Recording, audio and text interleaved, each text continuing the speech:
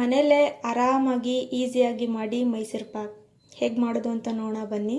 ಇದರ ಸಾಮಾನು ಬಂದು 1 ಕಪ್ ಕಡಲೆ ಹಿಟ್ಟು ಮತ್ತು 1 ಕಪ್ ಸಕ್ಕರೆ ಮತ್ತು 1/4 ಕಪ್ಪಷ್ಟು ನೀರು ಮತ್ತು 1/4 ಕಪ್ಪಷ್ಟು ಇದೇ ಅಳತೆಯಲ್ಲಿ ಎಣ್ಣೆ ಮತ್ತು ತುಪ್ಪ ಎರಡು ಅರ್ಧ ತೊಗೊಂಡಿದ್ದೀನಿ. ಈಗ ಮಾಡೋದು ಹೇಗೆ ಅಂತ ನೋಡೋಣ ಬನ್ನಿ. ಮೊದಲನೇದಾಗಿ ನಾನಿಲ್ಲಿ ಎಣ್ಣೆ ಮತ್ತು ತುಪ್ಪನ ಕಾಯಕ್ಕೆ ಇಟ್ಕೊಂಡಿದ್ದೀನಿ ಸಣ್ಣ ಉರಿಯಲ್ಲಿ.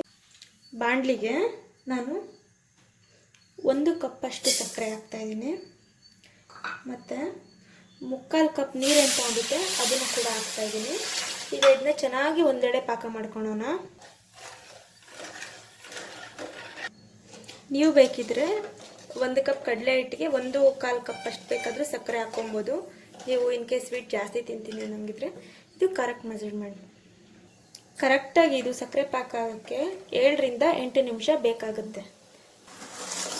ಇದನ್ನು ಕೈ ಆಡಿಸ್ತಾನೆ ಇರಬೇಕು ನಾವೀಗ.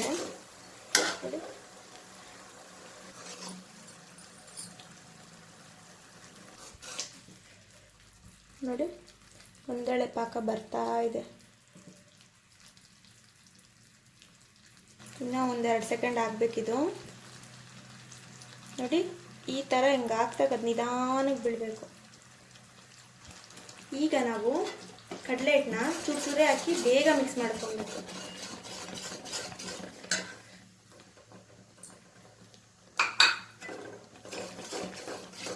ನೋಡಿ ಈ ಥರ ಕ್ಲೀನಾಗಿ ಹಿಂಗೆ ಮಿಕ್ಸ್ ಮಾಡ್ಕೊಬೇಕು. ಇವಾಗ ನಾವು ಇದಕ್ಕೆ ಎಣ್ಣೆ ತುಪ್ಪ ಕಾಯಕ್ಕೆ ಇಕ್ಕಿರ್ತೀವಲ್ಲ ಇದನ್ನು ಒಂದೊಂದು ಸ್ವಲ್ಪನೇ ಈ ಥರ ಹಾಕಿ ತಿರ್ಗಿಸ್ಕೊತಾ ಇರಬೇಕು.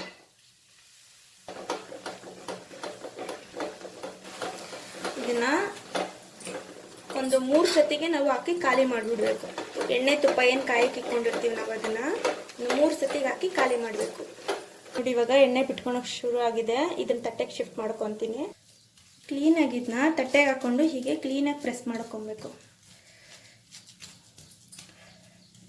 ಇವಾಗ ಇದನ್ನ ನಿಮ್ಗೆ ಯಾವ ಶೇಪ್ ಬೇಕೋ ಆ ಶೇಪ್ ಕಟ್ ಮಾಡ್ಕೊಬೇಕು. ಜಸ್ಟಿಗೆ ಮಾರ್ಕ್ ಮಾಡಿ ಒಂದು ಅರ್ಧ ಗಂಟೆ ಬಿಟ್ಬಿಡೋಣ. ಆಮೇಲಿಂದ ಕ್ಲೀನಾಗಿ ಗಟ್ಟಿಯಾಗಿಬಿಡುತ್ತೆ. ಅದು ಮಾರ್ಕ್ ಮಾಡೋಕ್ಕೆ ಕಷ್ಟ ಆಗುತ್ತೆ. ಸೊ ಈಗ ಮಾರ್ಕ್ ಮಾಡಿ ಬಿಟ್ಟಿದ್ದೀನಿ. ನೋಡಿ ಫ್ರೆಂಡ್ಸ್ ಇವಾಗ ಇದಾಗಿದೆ.